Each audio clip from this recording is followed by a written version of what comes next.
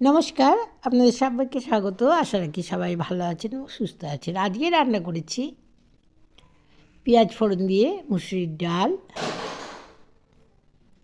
ছোট ছোট কচি এঁচড়ের ডালনা, কুমড়ো, আলু এবং ছোলা দিয়ে ছেচকি।